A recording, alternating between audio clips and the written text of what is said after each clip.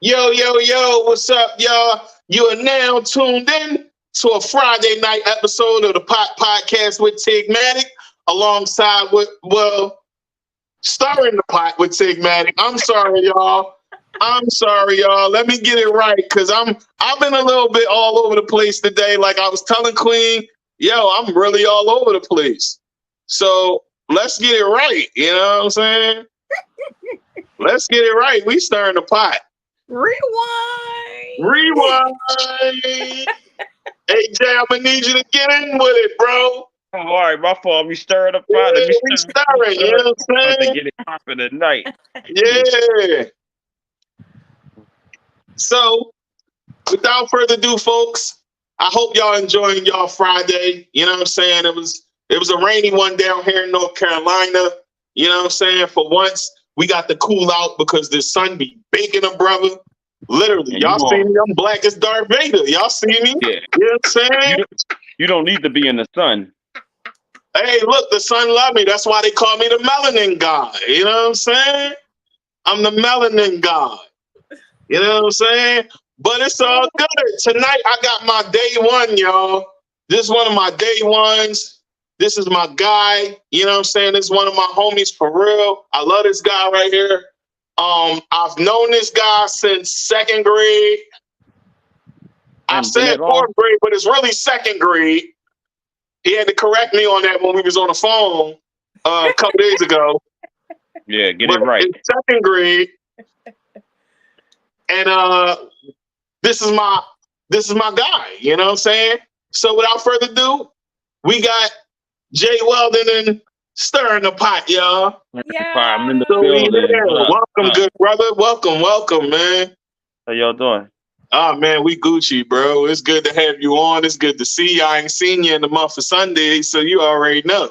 It is also good to actually finally meet you after he's actually talked about you before. So it's now to put a name with a face now. Yeah. I'm here. That's my boy. Yeah, that's my boy. You cannot curse. I got you.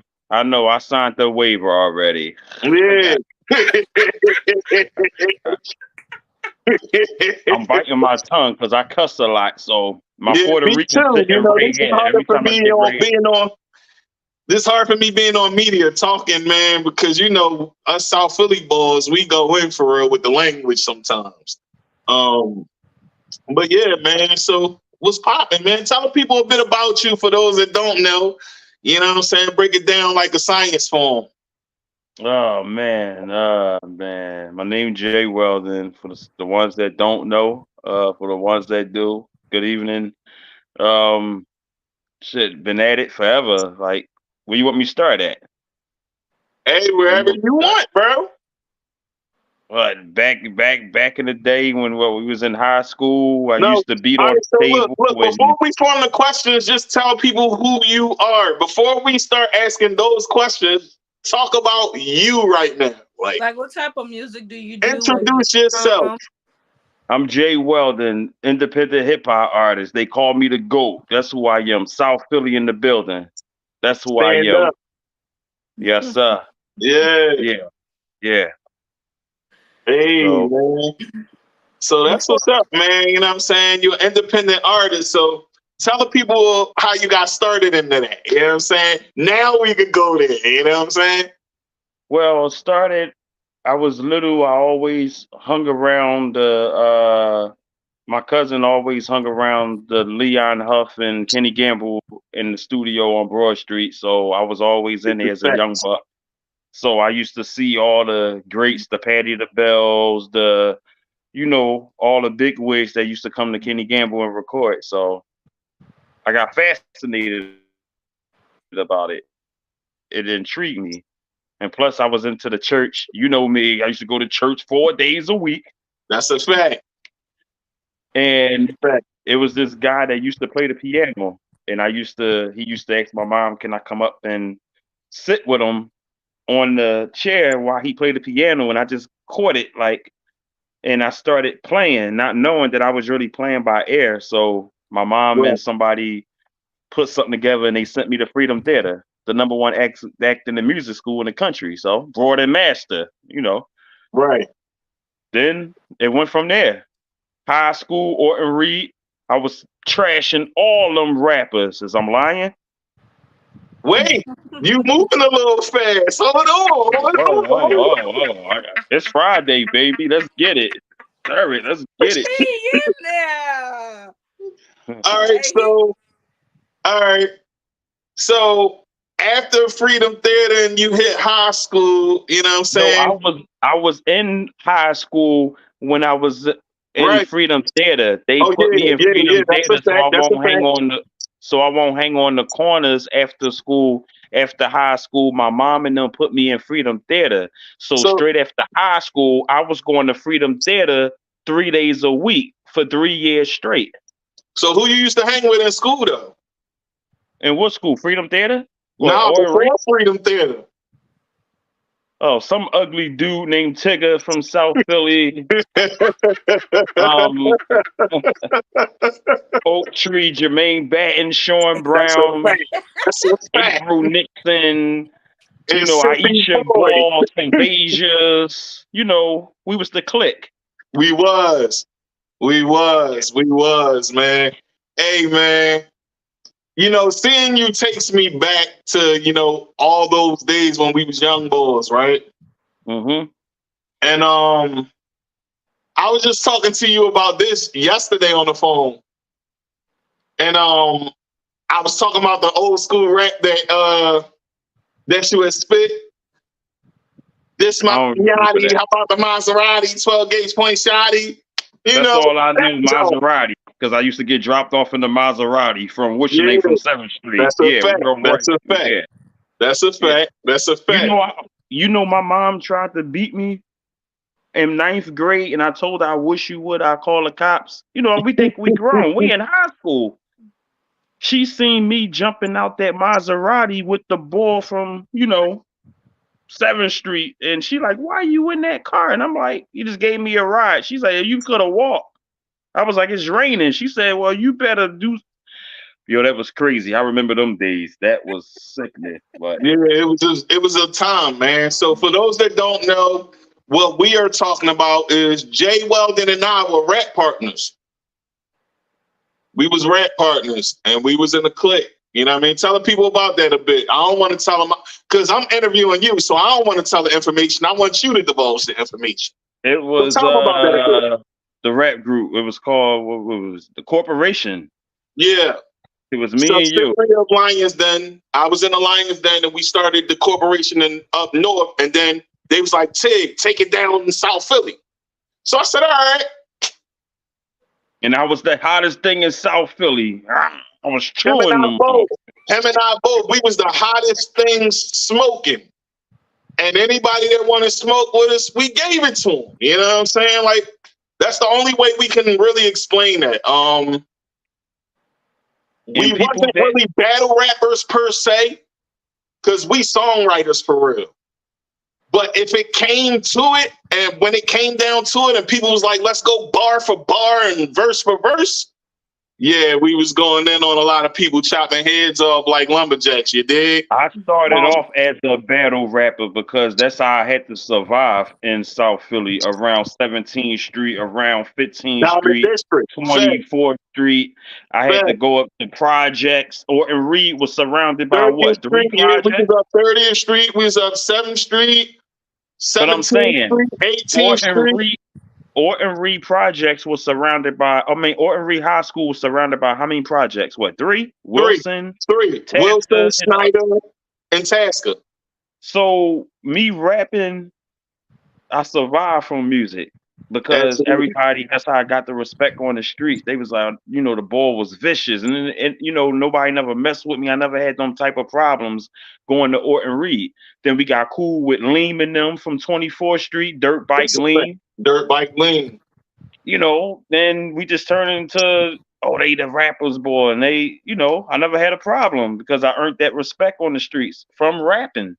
Absolutely. Same here. For those that don't know, you know, Jay and I, my name was Tigger. Like you said, some ugly boy named Tigger. My name That was was you. Tigger at one point, but it wasn't Tigger like the bull from BET. It was Tiggah, and it meant time I get gravy again in the H is Hell version because my album was called Hell Version 4.0. That's too much to remember. It's a lot to remember. It is. But it was a lot to remember. But once people got it, they got it because they didn't understand. I never got it in 30 years. I can't even repeat it back to you. That's too long for me. Yeah, that's years ago. It's years ago. But it was Tiggah, Tigger. You know what I'm saying? And he was always Jay Weldon. So we was the one with really, the pretty hair boy. That's what they used to, the pretty hair boy. He had more waves than me. I had waves and braids at one point. But he definitely had more waves than me. He definitely had more waves than me. Let's set it straight. Let's set it straight.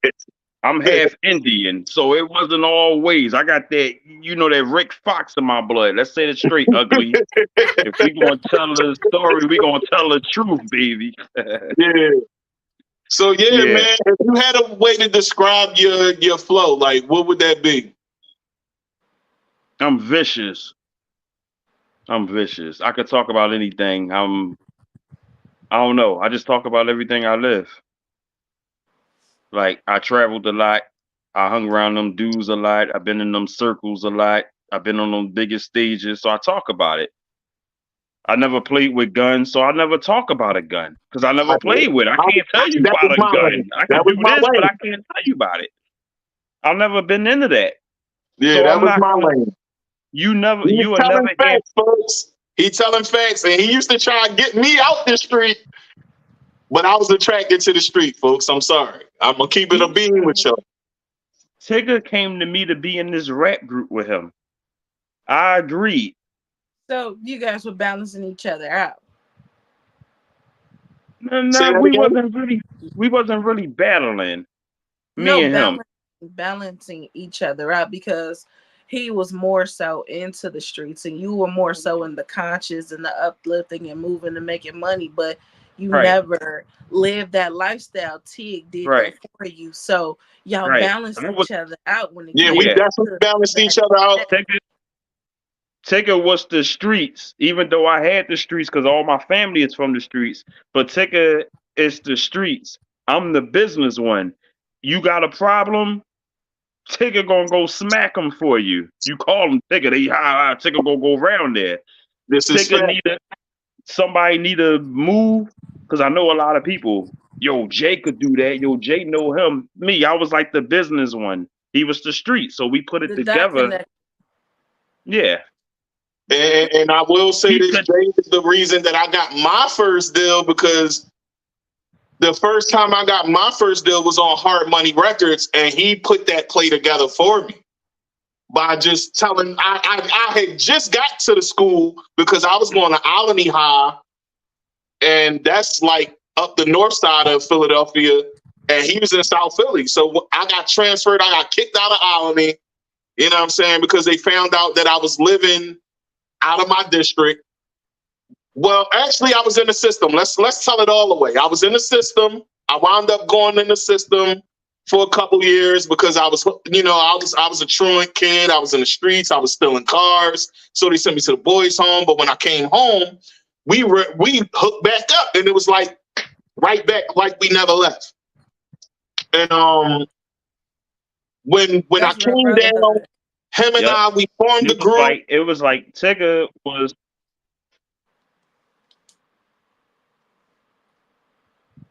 Do all the stuff the other kids was doing. My mom was a school teacher. Every school I went to besides high school, my mom went to. Elementary, she was a teacher there. Middle school, she was a teacher there. Right. So I couldn't lookie in class because my mom was upstairs. You breaking up, Jay. You breaking up. And punched the crap out of me. I couldn't do all that stuff. You hear me? You got to position yourself in a good space near the internet. Try to get as close to your modem as you can, man. You a little breaking up a little bit. You got me now? Yeah. Yeah, we got you now, but you still breaking up a little bit. You got me? on. Yeah. Hold on. Yeah, but Right, he's spitting straight facts. You know what I'm saying? His mom definitely was working at the school. And you know what I'm saying? I used to, as soon as school let out, I used to go to his crib. His mom be in the crib. We'd sit there for a second. And then we'd just be sitting outside. And I'd just get the ramping. And then we'd go hit 17th Street with Oak in them. Can I say something? Go ahead, my brother. mom, did you ever, we was young boys. Everybody came to my house. I was telling my Puerto Rican this the other day. You ever had a liverwurst sandwich from my mom? I with sure the pepper did. jack I sure did. With fried onions. I sure did. Liverwurst sandwich with fried onions, pepper jack cheese on potato bit bread. And that just was hitting. That's actually the first time I got hit the potato bread too. Like, so and yeah. Did you ever have my mom cupcakes? Oh, you already know the answer. You know what I'm saying? You already know. Miss Queen. Besides my mom being a school teacher, my mom was the GOAT on the treats. My mom supplied everybody with their wedding cake. Somebody died, she sending stuff to your repast, your church. My mom was the sweet lady. Cupcakes, cookies, anything you need sweet, she made it. Peach cobbler. So go ahead, Queen. Ask your next question. I'm ready. Let's go. My question is, you guys grew up performing with each other, and you also formed a group amongst each other. And in the process of that, you guys got the chance to perform in Germany. How was performing in Germany? He got to perform in Germany. Performed in Germany. Okay. He got to perform in Germany. Tigger, when we was in the group, Tigger was so deep in the streets. I called him one day. I had something set up for, I forgot, a label in New York, Warner Brothers or Capitol Records, one of them labels. Tigger never answered the phone. His mom used to answer the phone every time, or his sister. Tigger not here. I'm like, yo, can y'all please find him? I got these rich white people waiting for me.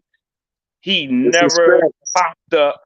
I lost the deal. Who came looking for me? I was gone. We lost the deal. Me and Tigger lost the deal because he never did pop up. I was kind of heartbroken. I'm not gonna lie. I was mad at him. I left the group. Yup. Because it was like Tigger, like I said, Tigger was into the streets. Tigger wanted it, but Tigger didn't want it. Tigger wanted what was happening now. You know, it's a life. It's like a snowball. We all gonna learn things. Yeah. Tigger wanted the streets. I wanted the music. This is facts. Back then, I was a young boy, and all I cared about was the bread I was getting in the street because I was going through things. And also, Tigger loved the corner.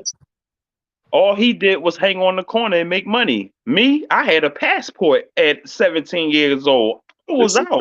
I'm in Paris somewhere. This is facts. This is facts. That's how we bonded.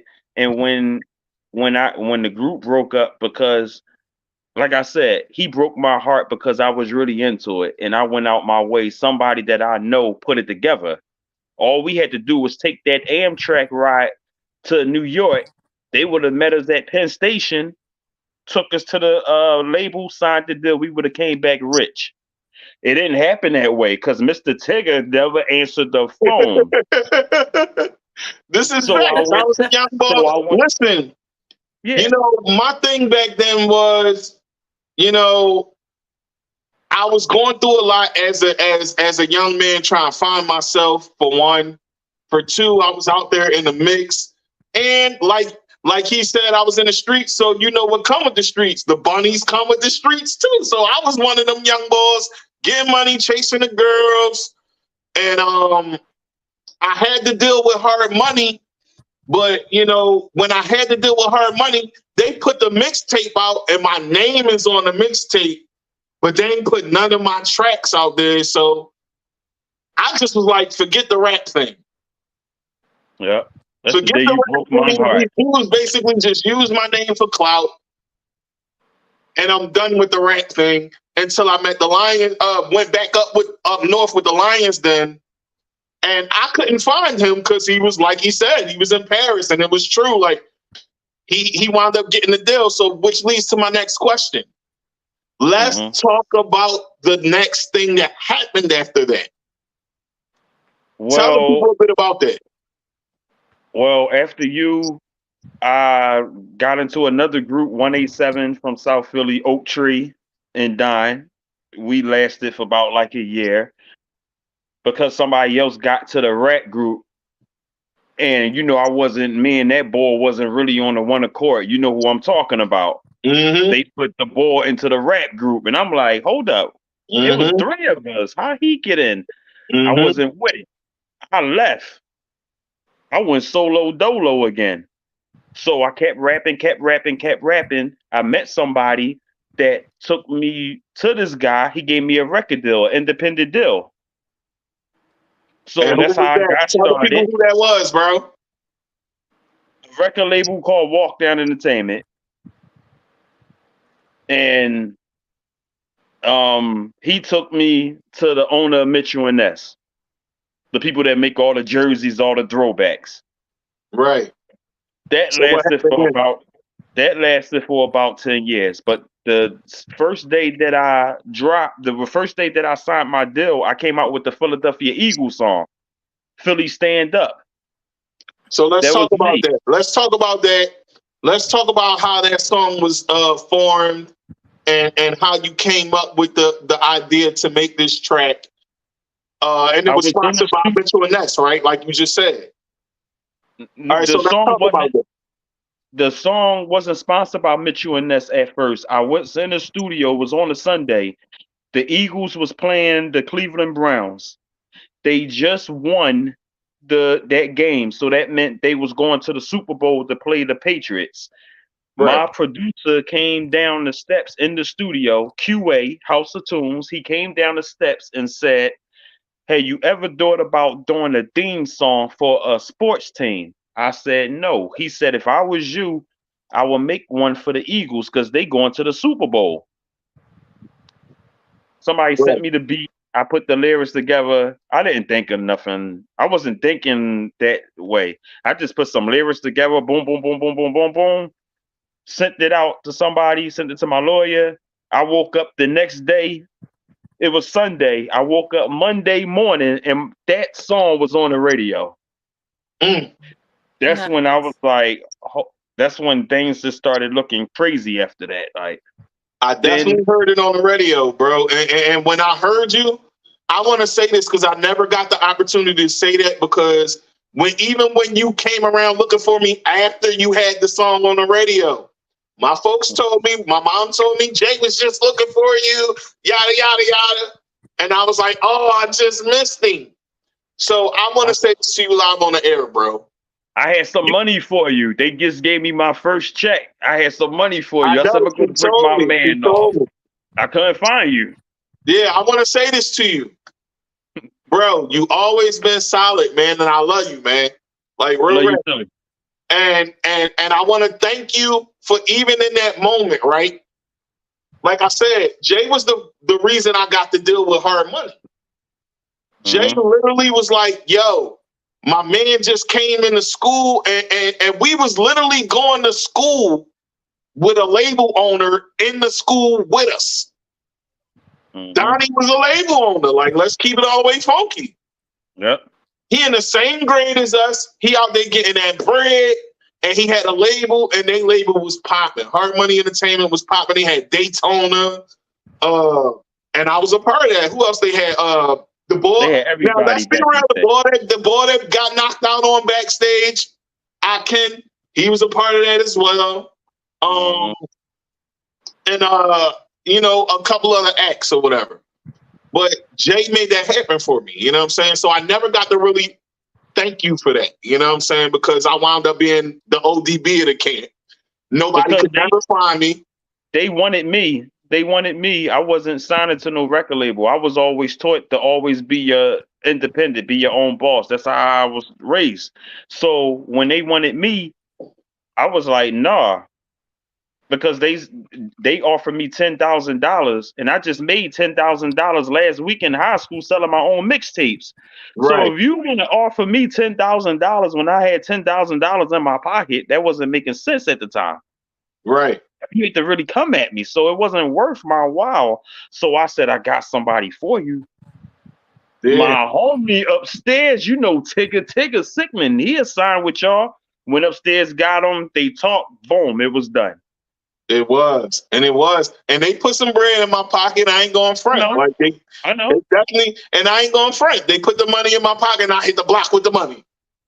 It was. You know what I'm saying? You don't say. I know you did. Make it flip because I did. Like, you know what I'm saying? I made it flip. So, like, let's be clear out here. You know what I'm saying? But yeah, man. When you did that, it definitely showed me a loyalty that I had never experienced before. Yeah, because I ain't want the deal. So they had all that money on the table, about like $40,000 and all that, and I'm like, definitely did. But the deal was for like 40,000, but once you sign that paperwork, you get 10,000 right in your pocket. That's called your cash advance. Yeah, and it was something to it was definitely something that was good for me in that moment, because when I got that bread, I took it and I went up top, you know what I'm saying? Because you was gone already. You had already left. Mm-hmm. And once you left, and my mom was like, yo, Jay was looking for you. And he said, yo, I'm about to be out. So I was like, okay. What I had to do was figure out what my niche was going to be. And what I did was I went up top, up north with my guys in the Lions Den, Blaze Pro, Nasty Nate, Dublin the Boss, you know what I'm saying? And we all got together and we had made some classic music. And when Jay did come back, he heard it. He liked it. Jay liked everybody music. He was like, yo, this hot, but you need to come do what I'm doing right now. But I already was locked in. So he was like, all right, well, I see you when I see you. You know what I'm saying? And it wasn't impersonal, because I love Jay and he loved me too. So it was like, yo, bro, listen, just make sure you ain't nobody trying to do you dirty out here. I'm gonna do what I'm doing, and good luck, bro. So that's what it was. And then right after that, as soon as I signed that Mitchell and Ness deal, after the Eagles song came out, 1 week after the Eagles song came out, I went to Miss Lee's, walked up the street to 17th and Wharton to get a Dutch. You know, that wake and bake. You know, wake and bake. Yeah. So as I'm on 17th Street, I see the whole crowd of everybody outside looking to the left. And I'm looking like, what are y'all looking for? Looking at. So I just looked to the left. The SEPTA bus just rolled by. 2 SEPTA buses. And my billboard was on the back of them buses. That's when I said it's on.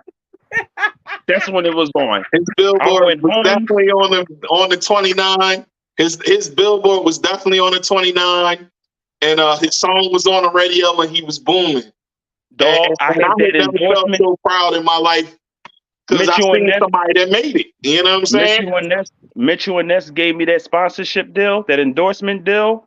I had the #1 song on the radio, the Eagles song. I had the #1 mixtape out on the streets. The City Is Mine. I was on the back of the bus. You know what topped it off? What year was that, Jay? That was like 2007, 2008. Then as I'm walking home, I goes upstairs. I hear my mom say, yeah, I got mail for you. Me and my dad got the same name. So she didn't say Junior or Senior. Then she said, Junior. I went downstairs. She gave me my mail. It was an ASCAP publishing check. It had a couple O's on that thing. My dad was getting on my nerves. I looked at my mom. I said, Salam alaikum. I'm out of here. I moved to New York. I'm going. That's when it started. I'm out. I never looked back. Man, that's pretty dope, man. That's pretty dope. So I wanna ask you this. What's up? What was out of all the things that you've done, right? Mm-hmm. What was something that you really feel as though you had to prepare yourself for on the journey with this independent deal with Mitchell and Ness that you didn't expect? Like, what did you prepare yourself for that you didn't know was going to come? I was all over the world. It was crazy. I'm in Miami, fall asleep on the plane. I wake up, I'm in London. That was crazy. I had to prep myself for that. Like I wasn't used to stuff like that. Right. It was an experience. Like it was crazy. And can you imagine you a young boy from South Philly, you from the hood, just like y'all, we all from the hood, but you sitting next to people who like run the sports world. You know, Mitchell and Ness run the throwback world. Right. When you retire from sports, they got your jersey. And Mitchell and Ness ain't cheap. Yeah. Hat is like $60. Like $350. Like what? I know I had a Astros jersey with the hat to match. Hat is like $60. Yeah, hat $60, yeah. Jersey $400. $400. What? Yeah, so yeah. But it was an experience though. That was one of my best experiences. That the state that I did it, I could walk into a corporate office and sign a deal. That's crazy. From a dude from the hood. Right. Go ahead, Queen. It's on you. When it comes to your starting off in Freedom Theater, when it comes to the music industry today, do you feel like there are more children who need to have accessibility to those type of schools to be able to make a shift in how music is today? Absolutely. Why? Because Freedom Theater, it brought out everything. Like it brought out everything. It's a acting / music school. Like Erica Alexander from Living Single went there. Bill Cosby went there. Nate from Boyz II Men went there. Sean from Boyz II Men went there. You know, I used Jasmine Sullivan went there. And he used to bid on me about that. They used to call me Sean and he would bid on me about that. Freedom Theater, it was everybody went there. It was just like the music you was doing or singing, people went there for tap dancing, saxophone, whatever was your craft, musically entertaining, they went there. And it just brought it out. It brought that you out. It helped you how to talk. It helped you how to express yourself. And it was crazy. And that really set me, because my first show that I ever did, I was like 15 years old. I was scared. Oh man. So let's talk about that. Let's talk about stage performance, right? Let's talk about stage performance. Where was the first place you performed at? Marian Anderson, 17th and Fitzwater. That's Fitzwater. 17th and Fitzwater. I'll never forget it. I learned to swim there, like I said on the One Punch Car episode, folks. And go watch that. Mary Anderson, that's where my first show was at. I was a young boy. It was a talent show. Everybody from South Philly was there. It was crazy. And I got nervous. And I guess from the people and all that, it didn't, but it had to trigger me to, I was saying to myself, I gotta master this. If this what you want, if this what you want to make money from, if this what you want to be your legacy, you gotta master all things. All your dots gotta be dotted and all your T's gotta be crossed. Right. So when my mom put me into Freedom Theater 3 or 4 years after my first show, now they putting me on stage where I'm the only one and I gotta get up there and I gotta do something entertaining, play the piano, do something, rap, do something, but it's like I'm pulling the crowd. They teaching you how to get over that. That fair, now how was the crowd's reception from your performance? The first show? Yeah. I guess they was mesmerized. They was flabbergasted like I was. I was stuck. I didn't know what the what I was doing up there. It was like I was young. I was a baby. I didn't know. I'm up there with the big lips. You know me. I got the lips all over the place, and I'm just rapping. I literally used to call him soup coolers. I literally used to call him that, like soup coolers. That was what they was calling me. Yeah, I started that. You did, ugly. Ugly. Yeah. I told y'all we would be bidding on each other all day, folks. This is my guy. This is my day one. You know what I'm saying? And hey man, I think that's pretty dope that you took it from the Freedom Theater and you got to travel the world with that. So after the Mitchell and Ness thing, what was the next thing that came to be? Tell the people a bit about that. Mitchell and Ness was over in like what 2010, 2012, and right. So after 2010, 2012, what did you do next? I was still dropping my music, mixtapes, and all that, singles and all that. And my uncle, he just came up with I think to this day is a clever idea. He thought of a clothing brand. Then I just left out of a clothing brand because I was endorsed by these guys. All that they paid me to wear their jerseys. Everywhere I went, I had to have on Mitchell and Ness. And the crazy thing about it is,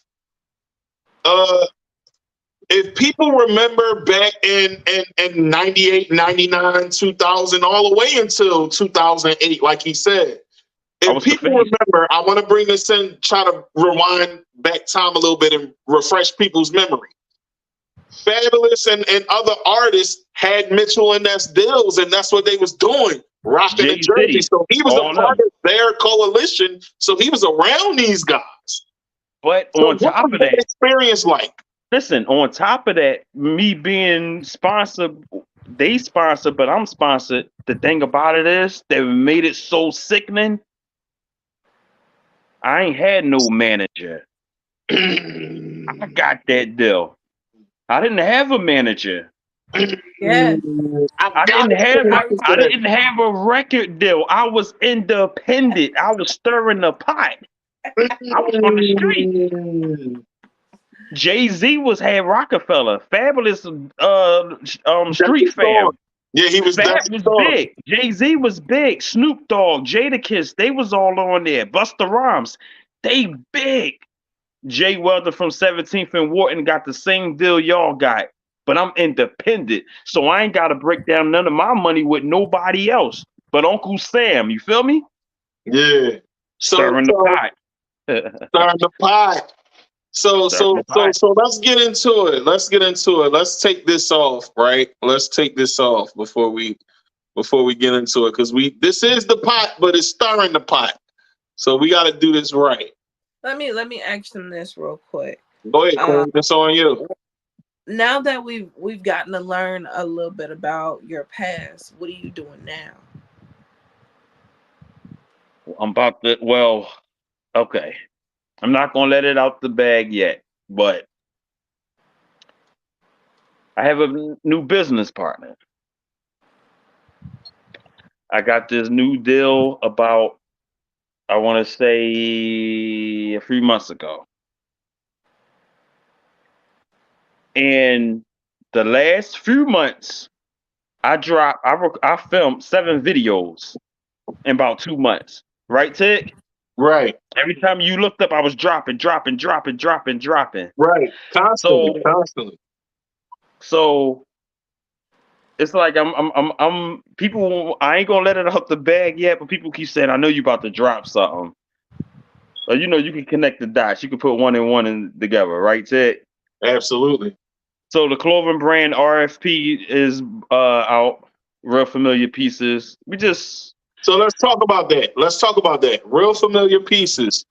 Tell the people how that got started, and let's slip into that. Like let's talk about how you got into that, and how did that come to be? You know what I'm saying?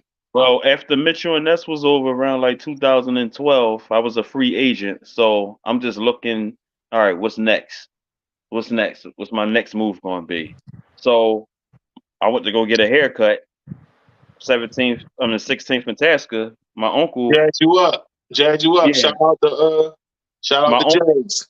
My uncle Chuck worked in the barbershop. Charlie. Shout out to Charlie. He had this shirt on, and the shirt had on these 3 letters. You see that? RFP. It just had that's all they had on it. And I'm sitting there getting my hair cut. He talking to me, spinning me around the chair, and I'm just looking at it.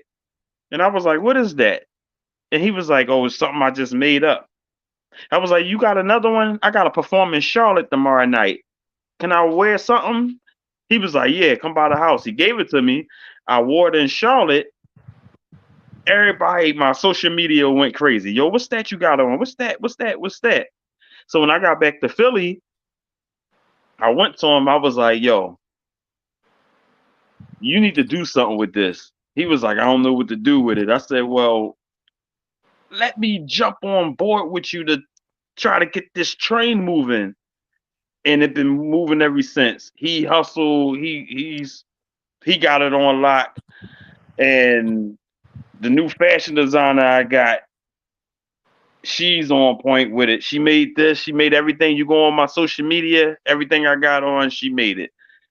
What's her name? It was like, her name is Miss Perez. Okay.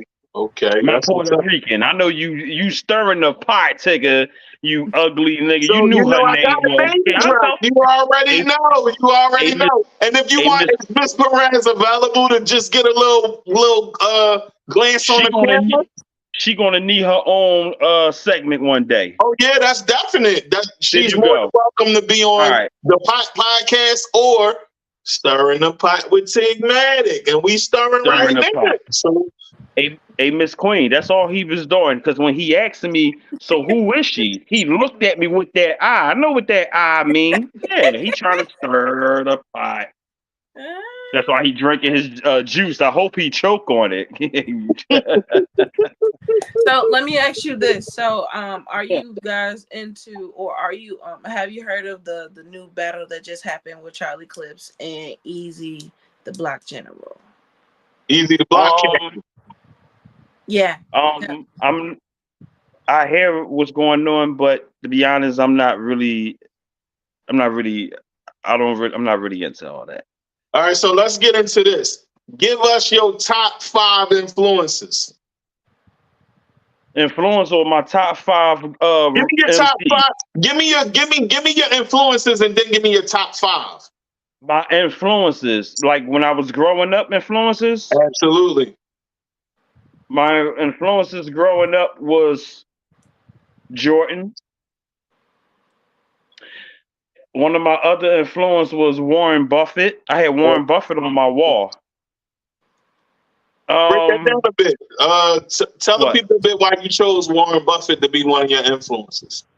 Because Warren Buffett, when he started his company, also Bill Gates, when they started their company, it was 5 of them. Warren Buffett had 4 other guys. Bill Gates had 4 other guys. Once they got their proposal together and they told their partners, their homies from high school, listen, boom, boom, boom, boom, boom. Everybody broke out. But one person. And it was Warren Buffett. Everybody left Bill Gates, but one person. And he's not into the computers now, but he's taking care for life because he's the only one that believes in that. Absolutely. So it was like, because if you look at the stories, Warren Buffett, he come with Alabama. They country boys used to ride hogs and catch cows. Right. They was geniuses though. Yeah. So definitely like okay, now my top 5. Okay, let's here get we into go. it. Let's get into the top 5, y'all. I know my phone gonna go crazy from saying this. I know my phone gonna go crazy. My top 5 MCs. I'm not gonna Tupac, my favorite rapper of all time. So we're not gonna count Big or Pac because he's not here with us. Okay. Fair? Go ahead. Oh, boy, my phone gonna blow up. Okay, my top 5, and this is not in no order. H.O. from Brooklyn. Jigga Man. Yeah. That's Kiss. 2. 3. No, that's one person. Jigga and Hove is one person. What's Well, all wrong right, with you? so 2. Yeah, Jigga, Kiss, Reggie Noble, that's Red Man. Ooh, I like that pick. I do too. People sleep on Reggie. Before you even finish your list, people might not know this about me either, but Jay and I actually was heavy Redman fans. Yes. Yo. Yes, Redman. And Doc together. Yes. The Doc was literally killing it for a long time, and people really sleep on even the music he got out now is like timeless. Yeah, it is. Yes. Okay, that's 3. My other 2. Can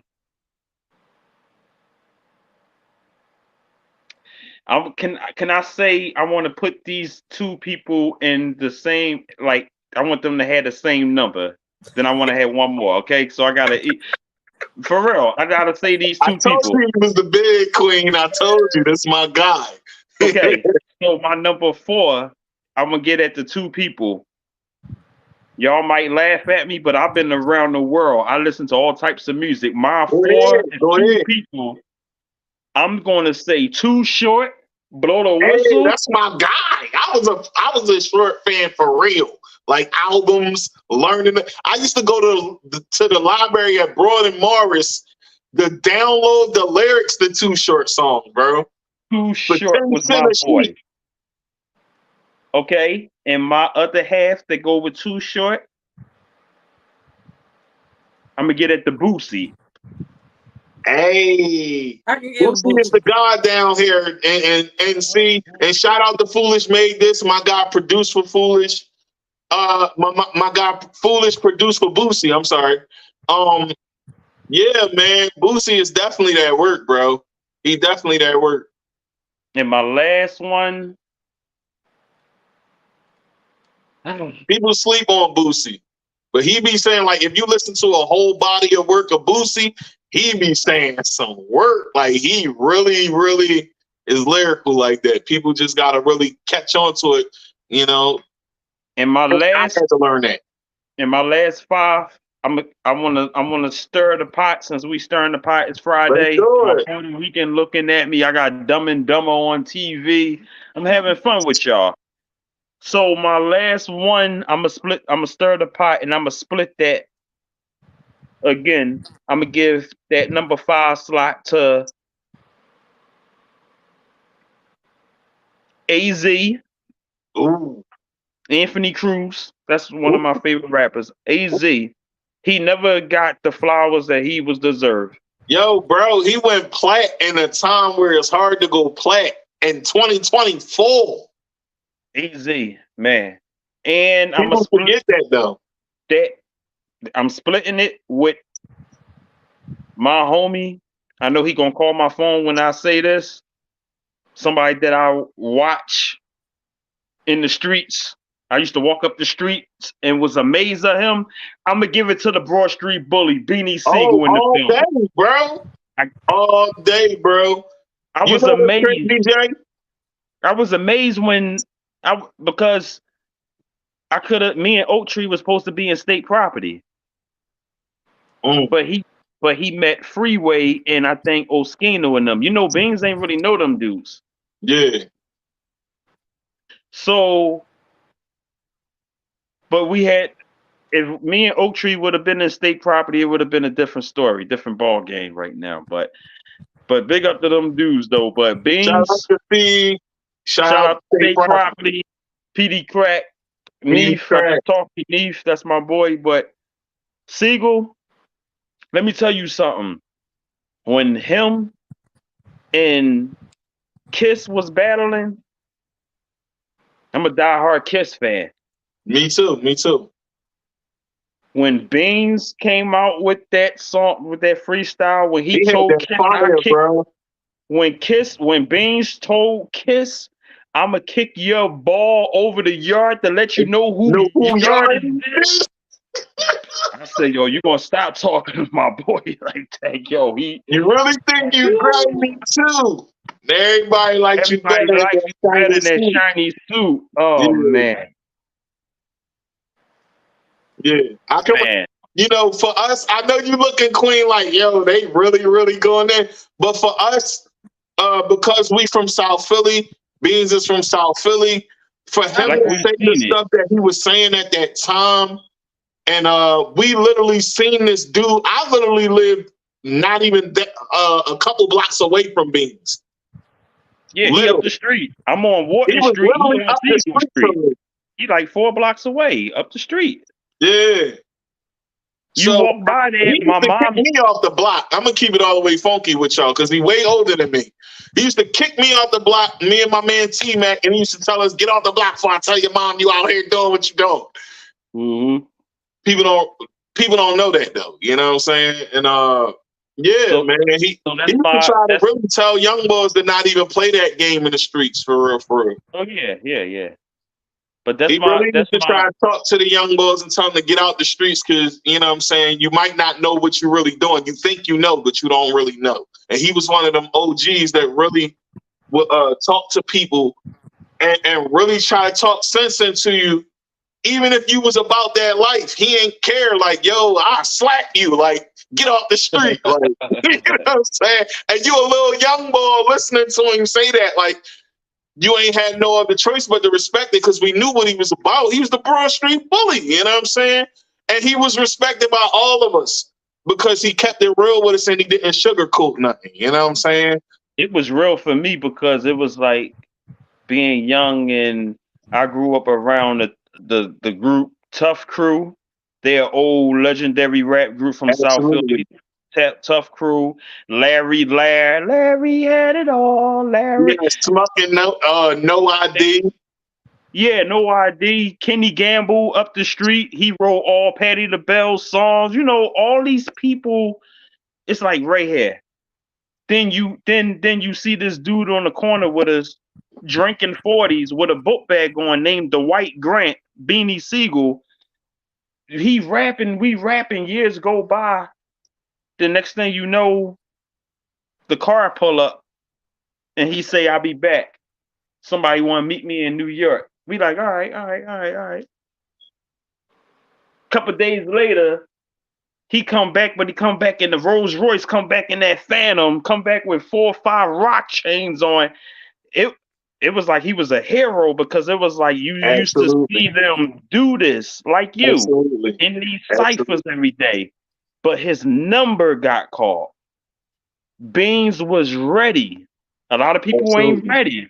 That's why I always tell her, I tell the Puerto Rican, I tell Tigger, I tell everybody, whatever you do, you trying to be successful, folks, by the way. Yes. And whatever you trying to do and you being successful at it, whether you a baker, a mechanic, whatever you do, master that. Master it. Because one day your number gonna get called. You never know how God gonna work. Your number gonna get called. Now it's up to you to be ready. If you ain't ready, you gonna miss that boat. And let me tell you something. Boats, I never seen a boat make a U-turn once to leave the docks and come get the people that just pulled up, the late ones. Absolutely. I never seen a boat make a U-turn and come back and get people that missed it. So my word of advice is be ready. Whatever you do. So what's your next question, please? Hey, I just want you to drop all your social media so we know where to find you, where we can support you, where we can link up with you at. Yeah. Any music you get out? You know, we got a couple minutes, so I'm about to play this joint that he got right now. All right. Good. Let's talk about this together joint. Like what's the feeling behind that and how you created it, or what was the feeling you wanted to bring behind it? What song are we talking about? Through the Storm? No, not Through the Storm. Together. The video. Oh, Together. Together was just Together. Oh, what happened? Wow. He'll be back, folks. He'll be back. He'll be back. He probably got a phone call, and people were saying them on the joint. You know what I'm saying? This is my guy, folks. We got a little technical difficulty there, folks. Here you go. He right back. He popped out, popped right back in. There we go. My big fingers. I hit the wrong button. My fault. My fingers big. I got monster hands. All right. What was the question? Your social media, where they can find you and follow you. Oh, that's what I was trying to hit. I went until he told me to hit the buttons more. I tried to hit it and it took me out of it. That's what happened. Gotcha. But my social media is JWeldon _.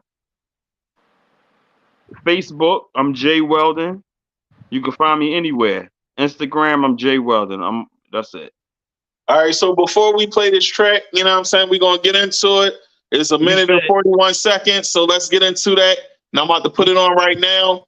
Live on Music Dreams USA Radio, Hustle 215 Radio, Hard Rock Cafe. We booming. Stir the pot, baby. J Weldon, we in the building. Miss Perez, I see you, baby. Yeah, let's get it. Maserati, she didn't even dry yet. At the clay port, about to hop on that private jet. More Gucci than the tampon. F you in your deadline. Real rap, Kanye lost his damn mind. Hustle hard, get that cake right. Maggiano's for dinner, that's a date night. About to get it in, you know about them date nights. Her money long like them Escalade brake lights. This is real rap, far from the movies. I need the real thing, need no groupies. All she won is a millio Gucci. I went to Saks Fifth and I bought all the Gucci's. I'm content, yeah, I fiend more. I used to have more hoes than the screen door.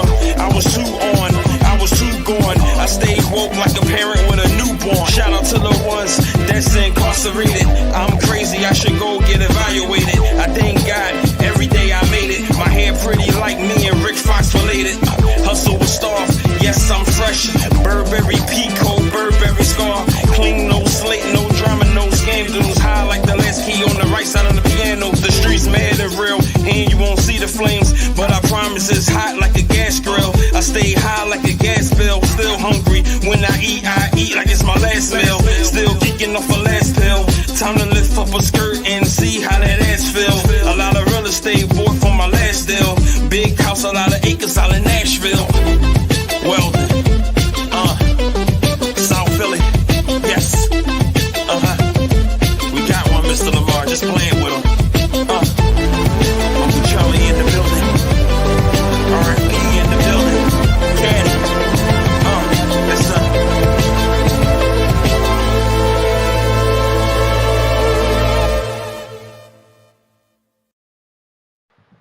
Hey. Yeah.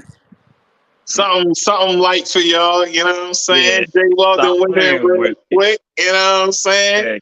Yeah, well, Gucci did a tampon. Kanye lost his mind. Yeah. You definitely went in, bro. I like it. What you think, Queen? It was definitely dope. I definitely need a copy of it. Oh, definitely. Yeah, I'll send it to you. Definitely. Yeah, man. So as we stirring and we closing out, I think we should go a little bit, a few more minutes. I don't know if you got time, Queen. You got time? Yeah. Yeah, because I want to ask some more questions. Man. I think this episode, because there's so much to unpack, I got a few more questions. So, what's next on the table for J Weldon? Tell the people a bit about that, man. Well, like I said, all right, I'm about to drop a project. I just don't know when. I'm not going to tell y'all when. It could be tonight. It could be right now. It could be tomorrow. He know when it's going to drop, y'all. Late nights, early mornings. That's all I'm going to tell you. Late nights, early mornings. He's trying to Beyonce people. Y'all gonna go to sleep and wake up. You know, Beyonce dropped the mystery album. Ain't nobody know it was out, and then once it came out, everybody rushed to grab it. Yep, that's the fun of it. Yeah, I like the fans of that. So that's definitely great marketing. But tell the people a bit about what do you prefer? why do you prefer independence as an artist? Break that down a bit. Number one, I don't like breaking my money down with everybody. Right, Miss Queen? Exactly. Exactly. First of all. But yeah, independent, when you independent,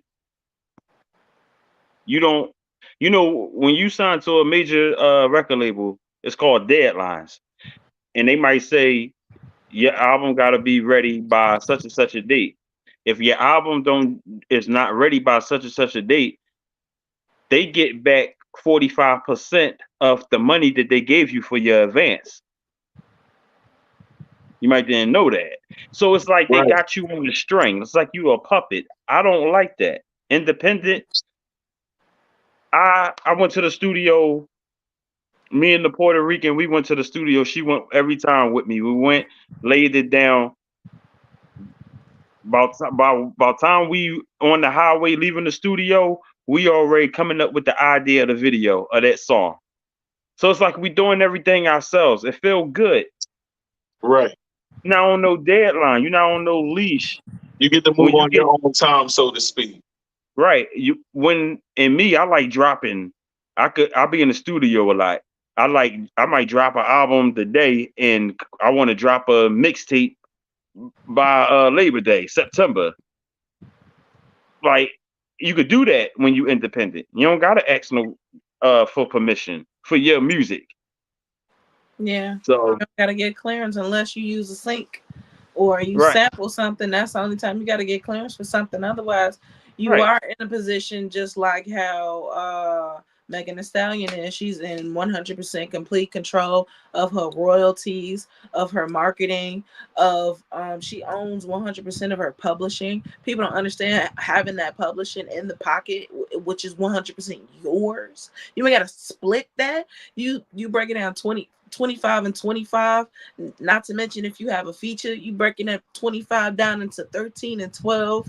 Right. You break that down again. If you got other people on there, that you ain't got to deal with all of that.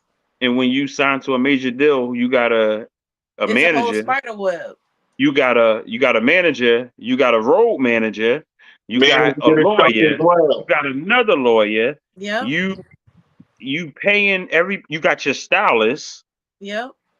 You got your PR, public relation person. The whole spider web. It's crazy. So it's like independent.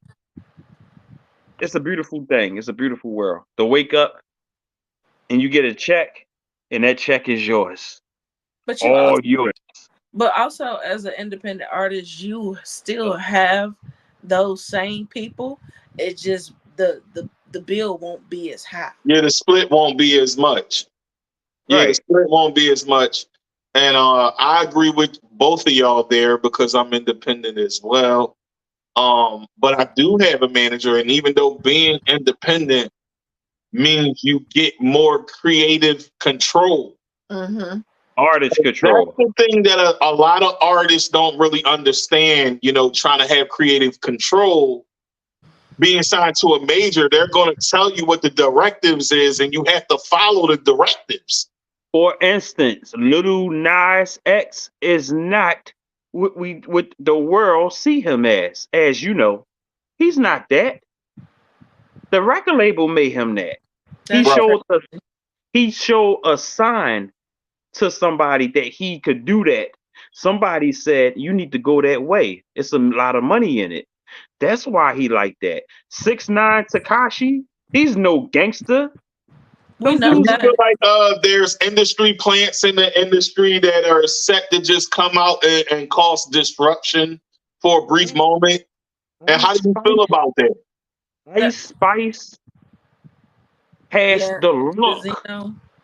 She got Ice Spice has the Beyonce look. She got the hair, the light skin. They love that. The industry love that. Did you hear my question? What? My question is, basically, okay. So on this independent route, I'm gonna rephrase my question. On this independent route, right?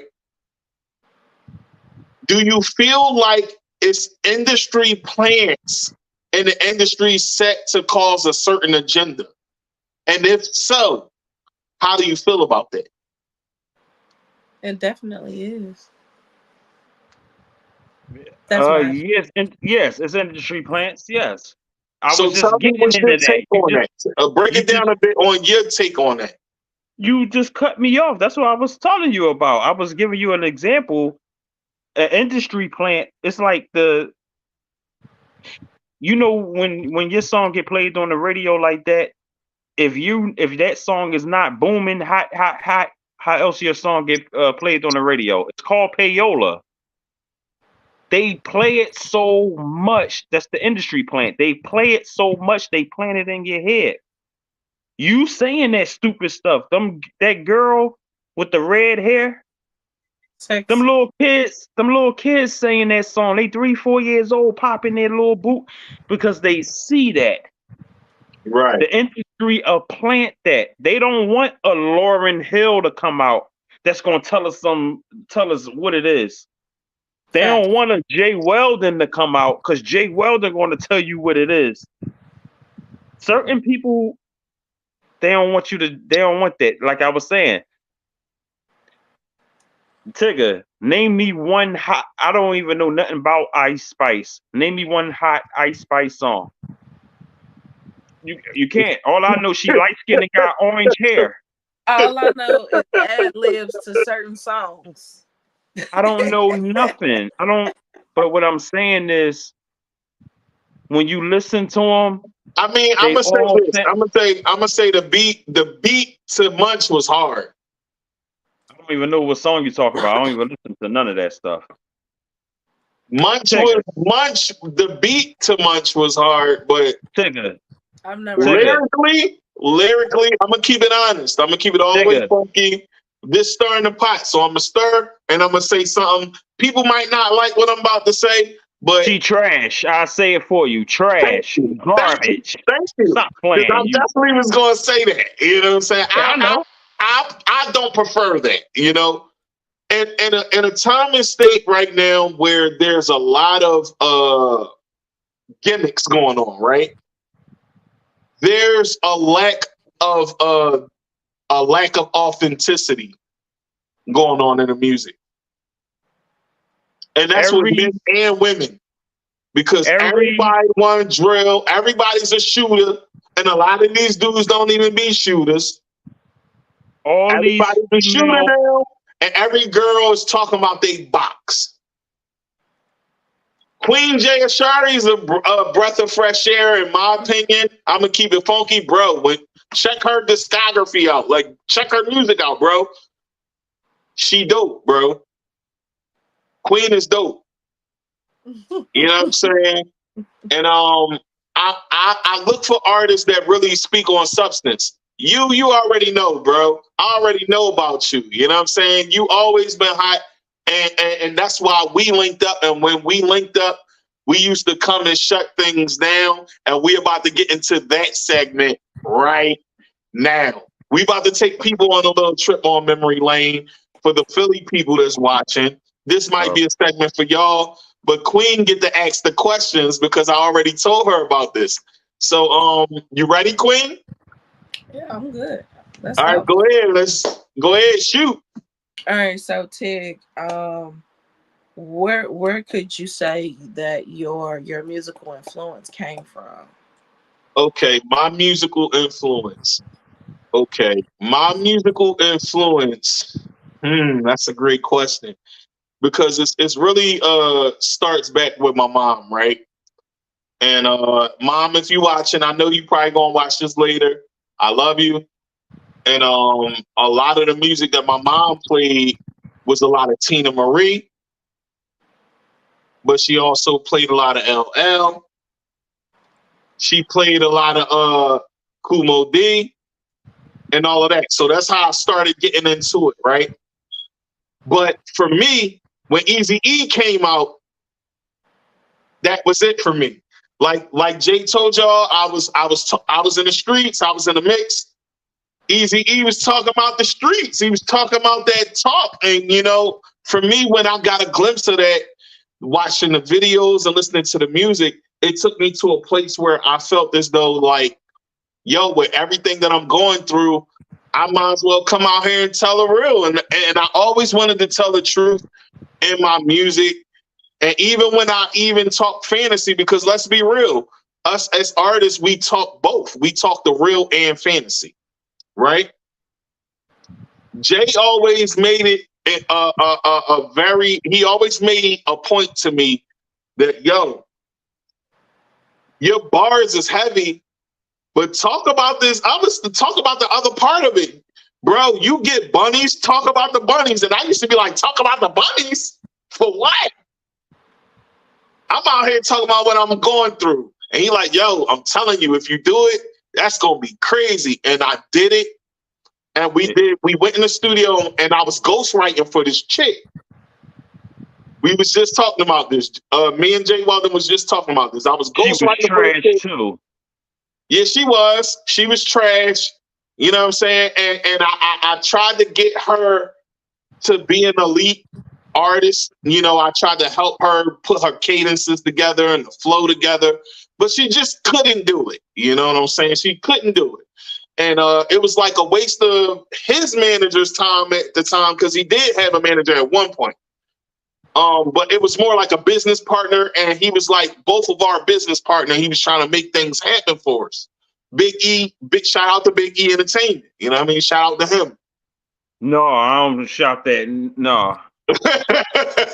Well, no. I don't know what happened between y'all because I wasn't there for that. But in that time, he was trying to bring out a side of me, the commercial side of me, right? So Jay always had that flow. Like, as you can hear, like he had that flow where he could talk about the commercial things and music. And me, I was just street. So when we linked up, he showed me how to play with the bars on a way where I could really talk slick. So the influence really came from him, Lions Den, and like I said, my mom, because the people that she played, she was playing all types of music. It was R&B, it was rap, and I just took all of that and formed it into one. You know what I'm saying? Mm-hmm. So that was the influence. Nice. So, as you both went to school with each other, what would you say was your favorite class that you took? Both of y'all, actually. Which one was your favorite class that y'all took? Math. Mine's honestly math and English, because my mom was a school teacher. So yeah, I play with them words. Yeah. English was mine's as well, but learning the business of hotels was like hotel tourism was the side that I chose. And then I went to school for hotel management. So I always wanted to learn how to manage things. And I wound up being a manager in like a fast food joint at some point in time in my life. But that's where it led me at one point. But learning how to cook and things like that, I learned how to chef it up as well. So I took all of those things, combined them in the music. So the things that I was learning then, I learned how to even talk slick with that. Like, he was the one that talked so slick that he just made me want to talk slicker, but more street. And that's how him and I started battling people in school. Jay and I together on a battle tip. He wasn't the battle guy like he said earlier, but he was in school. My mouth was slick. My mouth was slick. I'm a slick talker. Absolutely. I wasn't the battle rapper, but once I started rapping, I'm gonna say something real slick that make the crowd. Oh! That's all I needed. I was the slick one. I'm gonna make you think. Yeah. This is what he used to do. He basically was warming everybody up for me. And we literally was just talking about this. This is what he literally used to do. He would start spazzing on everybody else, and then I would be in another class, and then he would come get me and be like, yo, I need you to come in this joint and shut it down. And that's what I started to be known for. I was known as the guy that would come in and just shut it down. He would basically set him up. And that's why he and I used to say, set him up and I knock him down. And we started saying that in school and everybody started saying it. Set him up and I knock him down. Because he literally was doing that to people. And people was thinking like, oh, we got him, we got him, we got him. And you're like, you ain't got nobody. Here come my man right now. And then I'd come in and I would just shut it down. And then everybody be like, oh, the whole lunchroom going crazy. And everybody like, yo, y'all hot, y'all hot. And then we was ad-libbing each other. So the impact was crazy. I was setting them up because you got the high school 2 years later than I did. I was there in 9th grade. You got there 11th grade. Absolutely. So I was killing them 9th, 10th, and 11th. So when you got there, I said, I ain't got to kill y'all no more. Here y'all go. Take on part Absolutely. 2 of me. Yeah, because I done that's killed exactly what happened. straight. That's exactly what happened. You know, it was a dynamic that was I would say more. We was the Clips before the Clips. That's if it was one group that I would say. I ain't no Clip fan. Don't put that on me. No, we was I'm not saying. I'm not saying you was a fan. I'm saying as far as if you had when you look at Malice and Pusha, right? Malice was the one that had the slick talk. But no, don't was put the one me that had in the the category with the Clips. No, say Meth and Red or something. No, I can say that too because I was animated back then. Don't say the Clips. No, I would say both. I would say both, bro. And the reason why I would say both. No, I wouldn't say the Clips. I'm not no Clip fan. No, don't put words in my mouth. What's wrong with the Clips? I'm not a fan. I just told you. Ain't nothing wrong. I'm not a fan. You like oatmeal. I don't like oatmeal. Ain't nothing wrong with it. Oatmeal stink to me. I don't like the aroma. Yeah. The Clips was heavy back at one point. Oh, man, we not going to have this talk about the Clips. It's about Jay Weldon and Tigger, because I said I don't like them. We ain't going to talk about them no more. But he is right, though. What he said is the truth.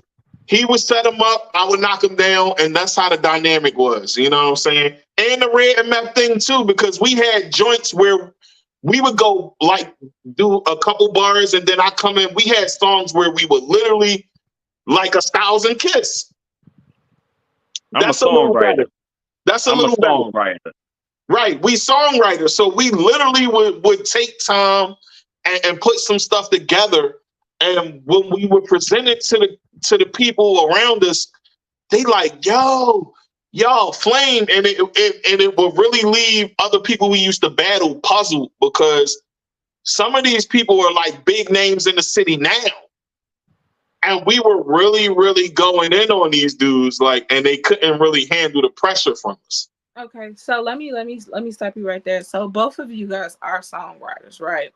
Absolutely. So have you ever been in someone's songwriting camp? No. Well, like I said, I was ghostwriting. Yeah, we wasn't in a camp, but I was a ghostwriter at one point. So, I'm right. No, she didn't mean that. She mean the camp. What you mean by the camp? You know, it's like it's a cluster of you guys that just get together and y'all write for specific people. You know how? I was only doing that for one person, and that's because we was trying to add a chick to the. We was trying to add a female in the group, and she had the look. Like she kind of reminded you of a Foxy Brown in a way, but she just couldn't get it out. She couldn't get it out. You know what I'm saying? And her problem was that she had a stuttering issue. So Stanley. So Jay literally was like, yo, I need you to write her bars, bro. Write her bars, write something crazy. And I would write something crazy, and she just couldn't get it out, you know? So time out. Just because that's funny, but that's not funny. It's the truth, though. And for you, I mean, for someone who's just, I mean, this is completely just being comical about it and not being rude or disrespectful at her disability or nothing like that. But how do you write for someone who stutters? How do you do that? You know what? At one point, here's the thing, right? And Jay used to grind her up because Jay would grind her up a lot because when we wasn't trying to record, she would get it out. But when it was time to record, she just couldn't get it out. She just couldn't get it out, Queen. Like, and it was the most weirdest thing I've ever seen. And I've never seen that again. And Jay and I was just recently talking about that. Like, yo, she just couldn't get it out. And for the fire I was putting to the pen and on the paper, it was crazy. And he was saying, like, yo, like, how you can't get this out? And this verse is really going to put this song that we try and do on the map. But she just couldn't do it. So, that's why I left the group. I'm done with y'all. Yeah, I'm out. Actually, when he left, I decided to do my thing, and I was with the Lions then, legendary group, you know what I'm saying? And they went on to do things and with Future and all types of things, you know what I'm saying? So like they my guys still till this day. But because we was never going to get a legendary career himself, you know what I'm saying? We was never going to get a record deal with a female that stutter. Yeah, how you gonna be on beat? The beat, boom, the boom, boom, the boom, and you. What the? Yo, this ain't gonna work. This ain't gonna work. Yo, hey, Queen. When I say to you that we had the bars, and I said I had this one bar, and it was we mafia like trench coats do. Right? She kept saying we mafia like French toast too. And it was like, why you keep saying that? Like, why you keep saying that? Oh my God. I was done with y'all. I left the group after that. I'm done. He did. Sutherland Stanley, she can't get her bars together. This dude ugly, look like day and night. I'm out of here. I'm out. This soup cooler get some money. Was just being soup coolers, you know what I'm saying? So the women love me though. They love me too. That's why we was popping. And we gonna keep it all the way funky. They did love us, and we was definitely a hot commodity. The girls was going crazy over us and all that. So we had that showmanship. We had the bravado. They loved you because they couldn't see you at night. Get out of here. You turn the lights off, they can't see him. They like, yeah, I like him. They just hear a voice. They just hear a voice. And CT, but they see white teeth in the white eye. What's crazy is that at one point I did call myself the Dark Knight. You look like the Dark Knight. I called myself the Dark Knight when it was time to go in. Yo, I played into it because I was the darkest in the school. I was the darkest dude in the school, Queen. So I actually played into it, and you know, it did have a little positive side to it because dark skin was positive to that. You scare people when they see you, they ran. That's the only positive. That was his it. You was looking like Beetlejuice, the worm from Beetlejuice. Remember the worm from Beetlejuice with the big lips? That's how his lips was when he was little. They see if it's beef and they see Ticker walking up the street with you, they just gonna run. They like, yo, what is that? What Jay? What is that? We was there though. But yeah, it was a great time though, you know, and the showmanship was there. It just was bad timing for me because, like you said, I wanted the streets more than I wanted the music. And now, to look at things now, fast forward to where we are now, and we actually plan on doing some things together now. So, you know, it's actually a good feeling to be on here with my guy and to be doing some things with a day one. And I couldn't be happier because honestly, this was a guy that always knew about my talent and I always knew about his, and we always respected it. You know what I'm saying? We always respected each other's talents and capabilities, and we believed in each other. Still to this day. So it made sense to do that. That's why we're doing this interview now. It made sense. So tell the people a bit, Jay. Tell the people a bit about this next song that you got, because I want to play one more song before we end it. We're gonna end it, but I want to play one more song. I'm looking for my blunt. No, you're the dark man now. Oh yeah, I was looking for something. I was. Oh man. Yeah. Tell the people about this song, Through the Storm. Oh man, Through the Storm. That's. Yeah, I was going. I don't know. I was just sitting back one day, and it just came to me, and the lyrics was just. I ain't write that. That was straight freestyle. That was one take. I went in the studio like 12 o'clock at night and did it. I was out the studio like 12:05. Just went right through it. Yeah, it's one of those records. Like when you listen to people's albums and they always got that track on there that make you think. Like just sit down and just like, dang, this song is crazy. That's what that is. So what was the inspiration behind it?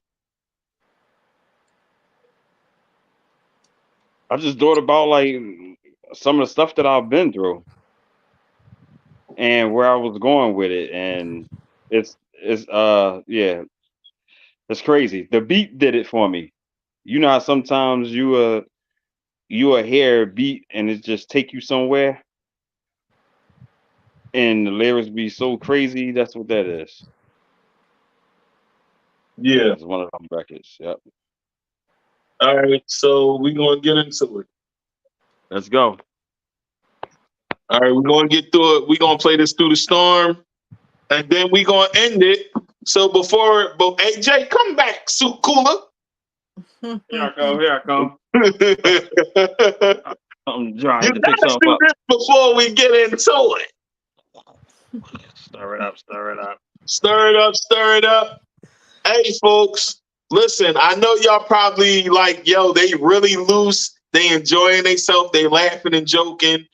And it is because, this is my real friend. And not only are we keeping it professional, but we just telling the truth to y'all, And these are things that y'all need to understand about him as an artist and me as an artist. We always going to keep it funky with y'all, whether y'all like it or not. And Queen knows about me is that I like to stir. Mm-hmm. And there's truth behind it. Tell the same thing.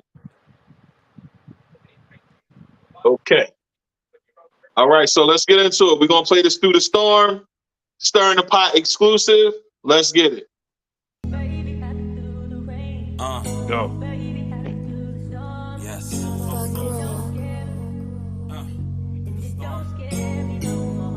Born in the hood, I've been through the storm. I don't take no nonsense, please be alarmed. But my shorty keep me nice and calm. Sky's the limit, long as she on my arm.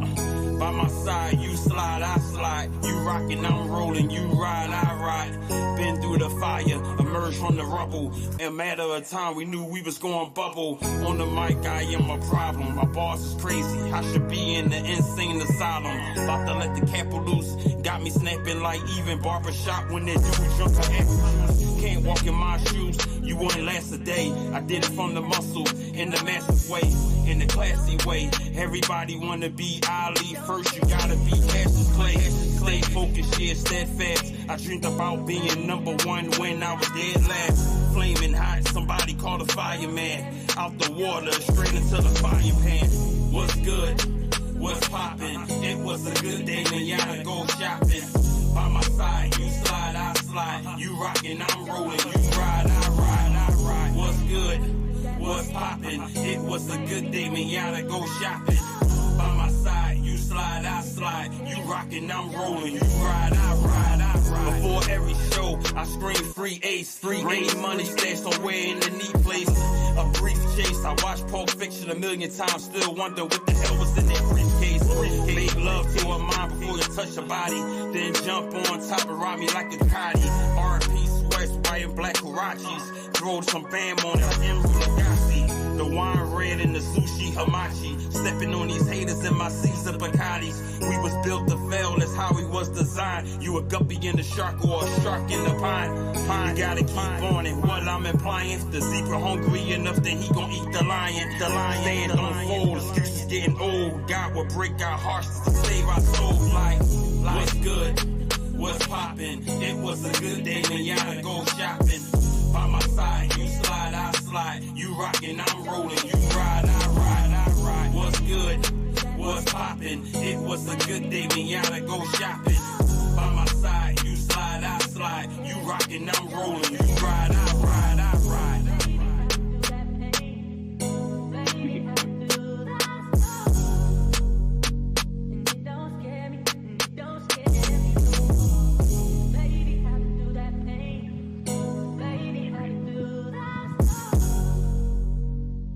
I love it. It's that voice. It's that voice. Thank you. Thank you. That fire. Thank you. The hook. The hook is everything. That's what makes the song. The hook. You rockin', I'm rolling. You ride, I ride. I've been through the storm. I don't take no nonsense. Please be alone. All right, let me turn it off. Hold on. My bad, y'all. By my side, you slide, I slide. You rockin', I'm rolling. You ride, I ride.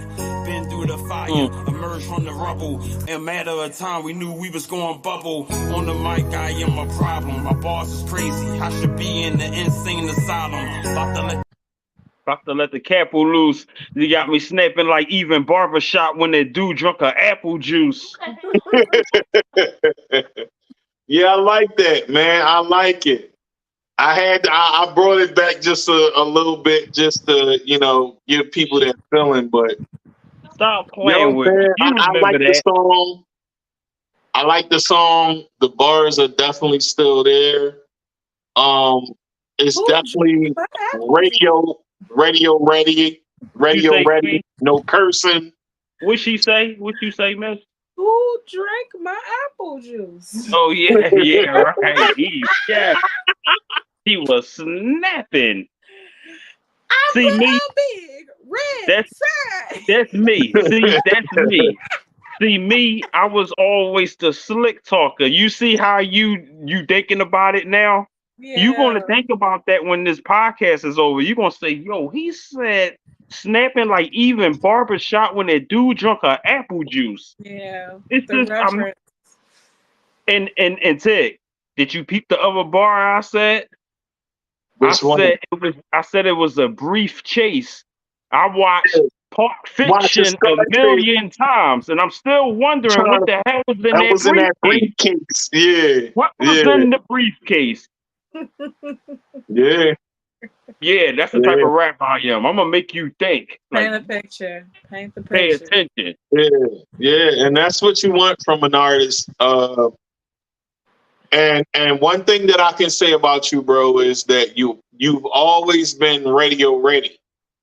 I'm ready. That's what gets the money. I had to catch up to that because when you was trying to break that down to me back then, like I said, like he said, and like I said, I was always in the street shaking and moving, and I wasn't even trying to really grasp the artistry side of it. Even though I was a hot artist, I didn't care about the technicalities of becoming an artist. But see, his sound by itself is marketable. Yeah, my sound is marketable. Absolutely. His sound is completely marketable. Absolutely. And the fact that he writes how he writes, he paints a picture, he gives you a mural with his words, and he jogs your memory to go back to something that was something that if you were in that era, you understood where he was coming from. And then it gave you a specific feeling within the song. So having that by itself is completely marketable without even having any cussing words in it. Thank you. How would you not be able to mark? You can play that around children, and parents will feel completely safe having that song playing around their child versus what they doing now with Sexy Red. I'm sorry, but get it sexy. But yeah, that's the type of that's me. I always gonna grab the audience. I guess that come from the Freedom Theater. I guess that come from my mom used to always tell me, use your words, express yourself, say how you feel. So that's me. Don't say Tig. Oh, it was Tig time. He got tapped. Oh, well, I hope he can come back and he can hear us because last time it kind of. Oh, it's time for him to go to bed. You know he got a schedule. Yeah, sleepiness. Yeah, his bedtime went off on him. A little sleep alarm. Well, I thank you for having me. That's him. There you go. He ugly. Dang, he's scared. I was trying to find the frauding record so I could play the frauding record. He always trying to grind me up. Like, Soup Cooler's always trying to grind me up, Beetlejuice. Man, that's why I tell him, he said he married. I tell him, congratulations. Because we used to talk about this when we was little. Who's going to get married first? And I said I would never get married. I definitely did. He said he'd never get married. Yes. So it's like now that we older, I done been married twice. That went down the toilet, gone. So, but I'm still here, and it's like, you happy you got somebody that love you. I'm happy I got somebody that love me. At the end of the day, that's all that counts. But at the end of the day, you ugly, and I give flowers to you, girl. So for somebody to choose you, I'm like, wowzers. Listen, no Inspector Gadget. For your wife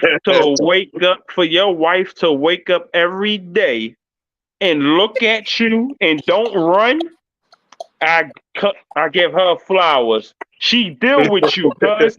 This my guy. He definitely the big queen. I told you he was the big because this all we did all day. And we used to literally have people cracking up because all we would do was bid on each other all day long. That is funny. And we was the flyest dudes on the whole joint. Like, we was the flyest dudes on the whole joint. You know what I'm saying? And we would just bid all day. And people would just laugh. The same way you cracking up, we had people cracking up. When you see a picture of us, all you see is me smiling with my pretty hair, big lips, taking a picture up. And when you look to the left or right of me, you just see a set of clothes. I used to literally say, all she sees is the teeth. I used to say that, all she sees is the teeth. Yeah, I did. I even had it. Yeah, I did. Yo, I always used to tell him when he come out with an album, it should be called Dark Knight, but Marvel gonna sue the crap out of you. Don't do it. Dark Knight, yo, but you my man though. I love you to death, cuz I love you too, bro. We grew up from the dirt together. Thank you for having me, Miss Queen. Thank you for having me. I appreciate it. I salute y'all. What's the weather in North Carolina right now? What is like 90 something? It's hot at night. Y'all hot at night too, right? Yeah, he froze again. It's 88 here in Chicago. Oh, you in Chicago? You in the Windy City? Yeah. Okay. What part you in? You on the west side? I'm out south. Oh, okay. I said, if it's one thing life has taught you, what is that? Damn, I wanted to put my new song in there, produced by Boosie's producer, but the file is too large, so I can't play that. Yeah, we ain't got time for all that, yo. Yeah, I was gonna play it, you know what I'm saying, for the people, you know, because I wanted to break this record on this episode, but the file is too large, folks. So I apologize. I'm gonna have to, you know, make it a little bit condensed for y'all so y'all can hear it. And I wanted to bring this record out because this is a special day. You know, this is my guy. And you know, one thing that I appreciate about you, bro, is you always appreciated my flow just like I appreciated yours. And as time went on, as we got older, right, we didn't see each other for a long time, and then we ran into each other, and I was in the backyard, and I think it was at OakTree house, and we was blowing in the backyard, and we didn't see each other for like 7 years almost. And we was in OakTree backyard. I came back to the hood. We in OakTree backyard, and I played some music for him, and he was like, "Damn, you still got it, Nick." And like, I'm like, "Yeah, you still got it too." But in the back of my mind, I was thinking like, "Yo, maybe we should start the group again." No, I'm not getting no group with y'all. No, because you left. You all wanted to stream. I'm not getting no. See, things is different now. I'm a whole grown man with responsibility, so I can't play around. You feel me? Queen, don't let him cap you. No, I'm not getting in no group with you again. No, I done seen everything. We got some features in the works though, so that's good enough. All right.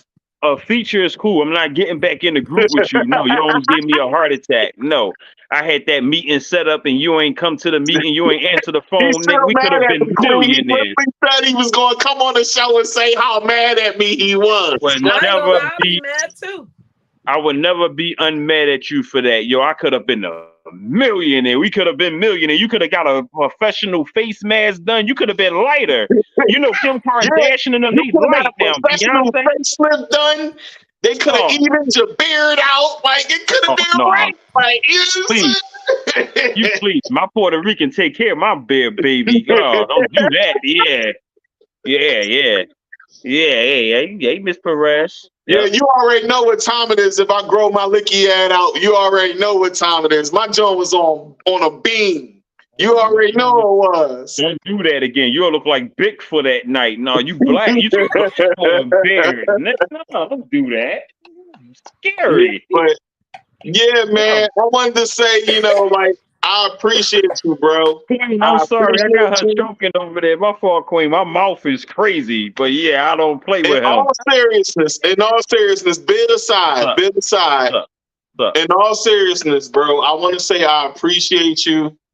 You know what I'm saying? Because we spent a lot of years doing some great things, and then you went on and continued and continue to keep going. You know what I'm saying? Me personally, I had a lot going on at one point. That's why I couldn't do it with you, because I had a lot going on. And like I said, I was trying to find myself. I was having all types of issues at home. So it wasn't the right time. You know what I'm saying? And for us to link up again is like such a great thing, because, you know, we got some things in the works. And I'm not going to disclose those things to the public. But yeah, man, I just appreciate you, bro. And I wanted to have you on because you deserve your flowers. You definitely did some legendary things. Selling more than 50K on your own independently is definitely a thing that needs to be highlighted. Dog, I remember I sold 20,000 out my man trunk riding from South Philly to Florida during the Super Bowl time during 2007 era when the Eagles played the Patriots. We rode from South Philly to Jacksonville, Florida, selling CDs out the trunk. $10 a pop. $10 a pop. Yeah, man. And that's what I wanted to say, man. I wanted to say that, you know, for you to still be grinding, still in this industry, you done made a lot of connections, a lot of friends. You never turned your back on the people that was day ones, and I appreciate you. So this is why I wanted to put you on the show to highlight your talent. The bars is still heavy. The flow is still heavy. And it's definitely a breath of fresh air, because when we hear a lot of these artists, it's a lot of, you know, riffraff, you know what I'm saying? Like, a lot of trash. Yeah, right. Yeah, it's a lot of trash, and it's a lot of oversaturated music. You know, like, so when I hear artists like you, when I hear artists like Queen, you know, when I hear artists like myself, you know, I'm gonna pipe myself up just for a quick second. You know, I'm wanting to make sure that when I went back into rap, that it has some meaning, right? Because I actually stopped rapping for a while. I never stopped. Yeah, I know. This is why I wanted to highlight you, because you was my rap partner. You never stopped. You kept going.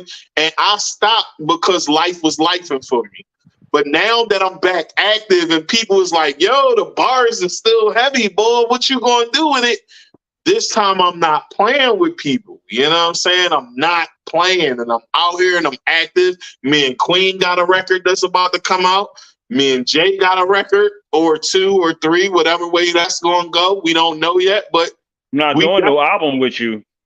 I know we ain't doing an album, but we definitely doing something. You not talking? No, Miss Puerto Rican. No, it's my sweetheart right here. He's not going to talk me into this like he did 20 years ago. No. See, we need to do an album though. We need to finish what was not done, bro. We need to finish what was not done so people can understand this history. She said that was 20 years ago that you left me. I said, yeah, history can repeat itself. He ain't gonna do it again. Nah, I ain't no young boy. No, I'm not my ambitions is different than it is now at the age I am now. My ambition was more on the streets. I'm not active in the streets no more. I done got shot in the top. The most I give you, I done gave my life to the streets so many times that I died and came back to life. Bro. Listen, I'm a business owner. I got a lot of things going on. I give you an EP. I give you 4 songs. That's it. I'm not playing with you. That's good enough. That's good enough, bro. Because listen, that's good enough. Because I'm a business owner as well. We both business owners, and this time we could do it the way it was supposed to be done. You know what I'm saying?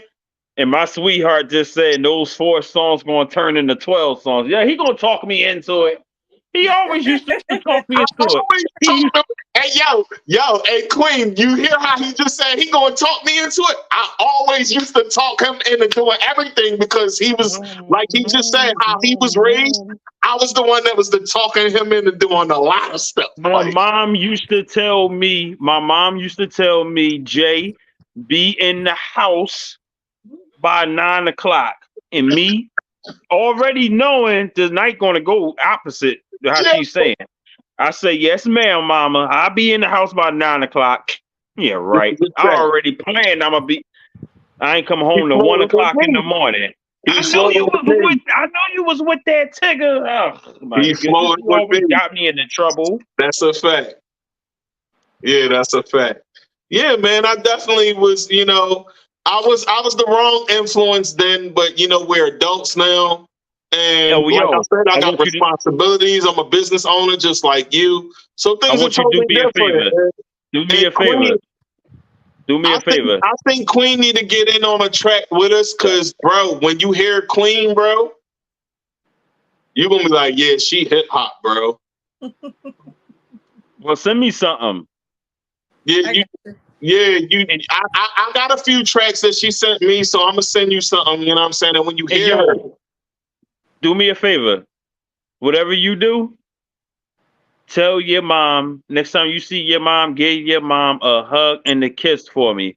Your mom used to let me smoke. Like, I know you smoking. You better go in the backyard. Like, yo. I'm thinking she going to snitch on me. My mom, she was like, I know you smoke. Go ahead. I'm like, oh, okay. Yeah, I was one of the first young boys in the hood with $100 tab in a bar. You know, like real rap. You was an alcoholic. That's why I couldn't hang around you. You was an alcoholic at a young age. I couldn't do that. He used to backslide when he was young, Queen. I couldn't hang around him. I used to go to church 3 days out of a week. I couldn't hang around you. Two different lifestyles. So any more questions, Queen? No, I don't have any more. I just wanted to hear some more music. Yeah, I wanted to play the Fraud record, but it's too big for this joint, and I'm gonna make sure that I present it because I'm going to interview you on Stirring the Pot as well, because you've been on the pot. and I want to play your music and play your video. So that's coming next. I want people to know about you as well, because you're definitely a dope artist. And like I said, you're hip hop. And that's something that needs to be highlighted out here and respected out here, because Queen is out here. Actually, she's so dope. She currently second in the top hit maker joint. For Rolling Stone, I'm number 2. Good. I was number 1 for the first round. I'm number 2 for the second. I was telling people about it, that she was number 1, but now you're number 2. But she's definitely fire, bro. And she has a talent and a poise and a performance that's definitely to love, because she's very electrifying, and she definitely gives that energy, and she does not care about what people think. She goes in. And the song Go, I love that video. I ain't going fraud. I watch that video every day. You got to know that. See, you ain't know that, Queen. But I literally watch. That's in my playlist now. All I know is Go. City of the Go. Like, she be going in. Like, she be going in. So, yeah, man. Send it to me. Appreciate that, for real. I definitely appreciate that. That was from my concert from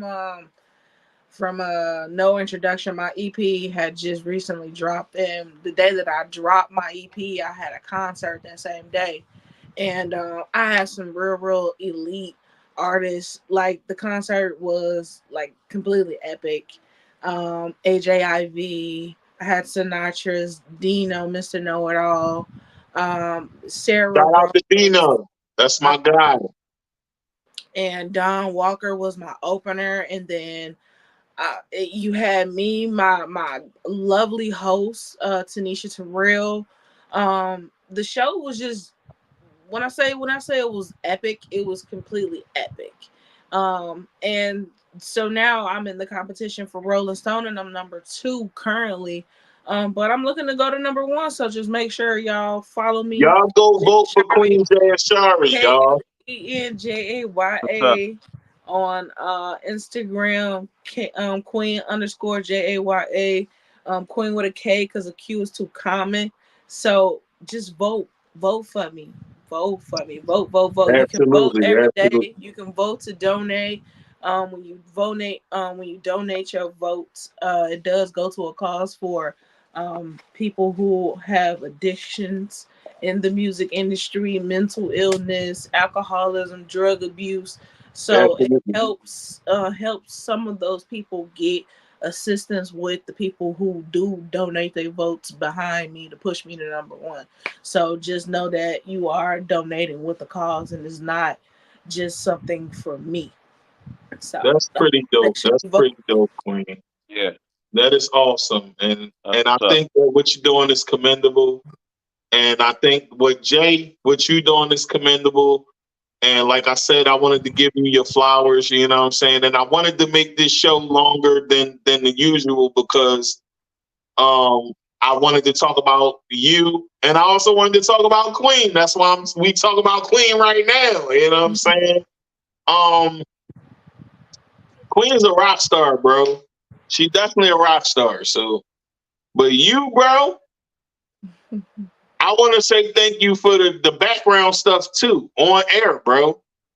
We're not going to talk about what that is, but you know what I'm talking about. Yo, you always been solid to me, bro, and I always been solid with you. I'ma always be that for you, bro. And whenever you need me, you need anything, you need me to do anything, I'm a call away, bro. Yeah, scared the life out somebody. Walk up. and listen, and you already know. Hey, bro, look, just even though we been, up on you. hey, bro, even though we been, you know what I'm saying, and we had fun and all that. On a serious note, like, bro, yeah, you know you my boy. You always been me, my bro, boy. for anything, and Yeah, if it's anything, you always I'm been there, my boy, bro. I know you always been. Queen, stop laughing, Queen. I'm a fool. You're a fool, you know what I'm saying? This is my guy. Like, yeah. I told him, I said, yo, if I would have came to your wedding, like, yo, you marrying this motherfucker? Who is oh, really? Ooh, that's my boy though. Queen, stop laughing. You supposed to be at home. Stop laughing at him. But no, really, but no, real rap, you know, you've been my boy. Queen, I'm gonna get you first. Keep hustling. That's what's up. Stay at it. We need real hip hop artists like you, because there's a lot of junk out here. There's a lot of junk out here. There's not a lot of realness out here. So if he said you hot, I go with it. Just don't ever put me in the category with the clips again. But anyway. Hey, we like too much of the same artist, so I would have never compared y'all to the Clips. But yeah, I mean, no. The only reason I said Clips is because Miles went on a guide, John. The only reason I said that because Miles went on a guide, John, at one point, and then Pusha was the street guy. He ain't going to guide John, but Miles had that slick flow, and he a slick bull. All right. Jay got a slick flow, like, and he. All right, we're not going to compare Jay Weldon to the Clips. I'm not saying the caliber is the same. I don't. What don't put me in the sentence.